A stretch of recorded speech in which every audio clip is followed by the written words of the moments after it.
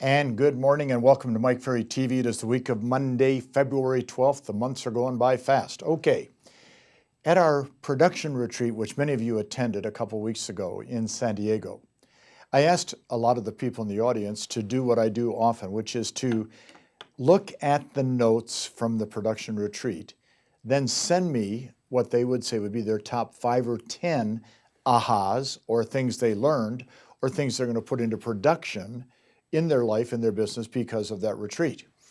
I'm very, very fortunate that I've probably received already a couple hundred of those lists. And the first one I received came from one of our long-term clients, Apple Corial, one of the many great KW agents who is part of the Mike Ferry sales system. She sent me a great list. I want to share it with you today. We're going to do it quickly because what she said are these are the top 10 production retreat ideas that she learned and or has relearned and going to apply to her business in 2018. No order of importance, but listen to number 1, narrow the gap between presentations. What we talked about a lot was the fact that the longer the period of time between listing presentations, the weaker the presentation is going to be. And when you narrow the gap and you start going on more presentations, which is the objective you should have, the better you're going to become at the presentation because your confidence increases. So her first job, narrow the gap between presentations. Number 2, learn to control those things you can control, let go of those things you cannot control. What we talked about at the retreat was the fact that so often we're trying to control so many factors. Now watch, there's a buyer, there's a seller. Our job is to get in the middle. We can control getting in the middle. We can control what we say to a buyer or a seller. We can't control what happens with the mortgage, the title, the other agents that are involved. Control what you can control and let the rest of it go. Because when you do, it frees up the communication and gives you more time. Number 3, become much stronger in your lead follow-up so you can get the seller to talk to you before they talk to the competition. This is such a vitally important point. I talked to Josh Parker about this a couple days ago. If you get a lead and you're the first one to call back, which you need to be, you've eliminated now immediately 3 or 4 competitors who could be trying to get an appointment for that same listing. So the stronger I am in lead follow-up, the faster I follow up, the more I eliminate the competition. Number 4, if you're not good at market stats, you don't have a chance in this game called real estate. We talked about the fact that probably one of the most important things to build confidence in a real estate person like yourself is to know the market you operate in. How many homes are for sale? How many homes are coming on the market each month? How many listings are being sold each month?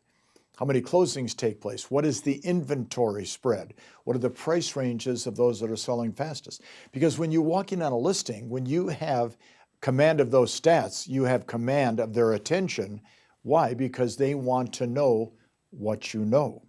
Number 5, Apple said, commit every day to strengthening my mindset so no matter how strong it is, I can be stronger than the people I'm working with. We talked at the retreat about the fact that, when you're out active and you're participating in real estate every day, and we know that part of our life as a real estate professional is talking to people all the time. So when you're active, you're participating, you're in discussions, you're talking to people, we know that there are going to be many things said that could have an effect in a negative manner on your mindset. So what we have to control is what comes in so we can control what comes out. The mindset is nothing more than what is going on in your head at a given moment. So when I can control what goes in here, which lodges up here, I can control my response to my day-to-day life.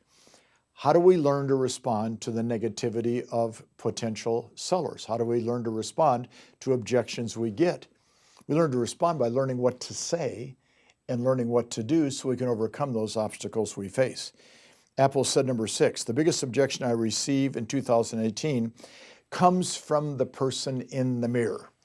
We had a great discussion on day 2 about the fact that, see, the problem isn't the buyer, the problem isn't the seller, the problem isn't the competition, the problem is the person you're seeing in the mirror each day.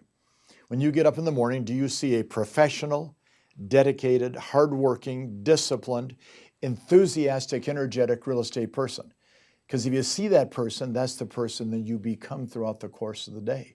So what Apple was talking about, which I thought was so important, is that if I can every day start the day by seeing that person in the mirror as being a success, then my mindset, the words I use, will carry me forward to becoming even better that day than I was the day before.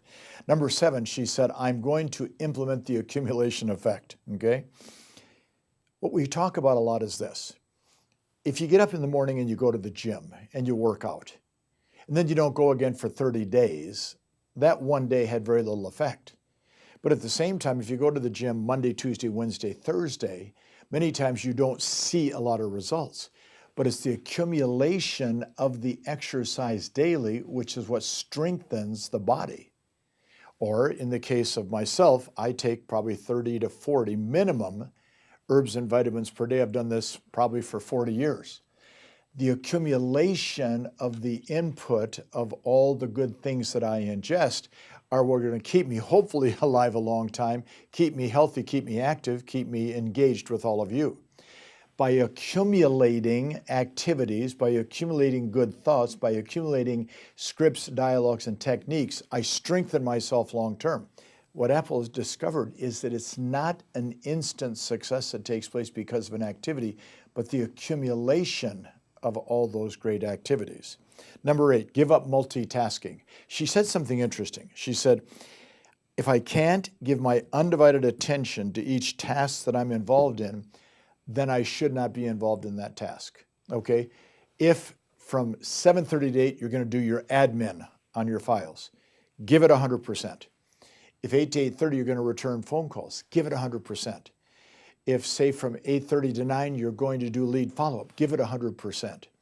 Don't try to mix up the 3. Don't be reading your emails while you're trying to do your lead follow-up. If you're going to prospect from 9 to 10:30, give it 100%.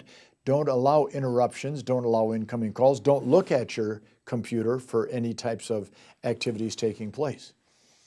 Multitasking is something that we all think we can conquer, but it also is a true sign of low productivity. Number 9, she said, commit more than ever before to a really strong schedule because you cannot increase your production without strengthening the schedule. I had a great conversation with a lady from the Carolinas a couple of days ago, and I said, you got to get that understanding in your head that from the time you get up until noon, you can control almost every half an hour of that time. It's harder after 12 o'clock to control your schedule. So I said to her, if you're with your trainer at 6 o'clock and you're done at 7, you can be in the office at 8. You can do your admin from 8 to 8:30, do your role play from 8:30 to 9, prospect from 9 to 10:30, do your lead follow-up from 10:30 to 11, prospect from, again, 11 o'clock till 12.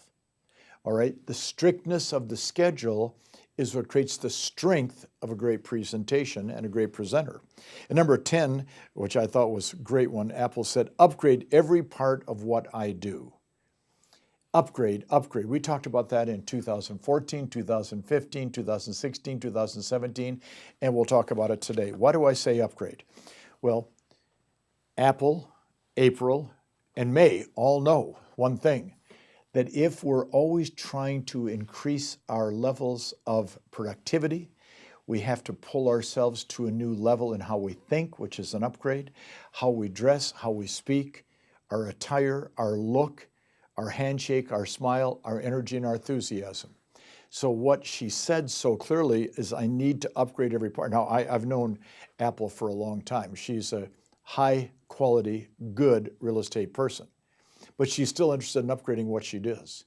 So I wanted to share with you today that we had 2,115 people in the room in San Diego, which, listen carefully, we had 2,119 on the roster. 2,115 were in the room. The room only had room for 2,000 people. We were packed in tight for that 3 days. Apple, like so many, really looked at what happened during that retreat, took advantage of it, took good notes, has made a list of things she's going to work on. If you were there, what are you working on? And if you weren't able to attend, should you be working on these same things that we've mentioned today? Watch this particular episode every day this week to enhance your production in 2018. And if we can be of service and of help, let us know. Thanks for today.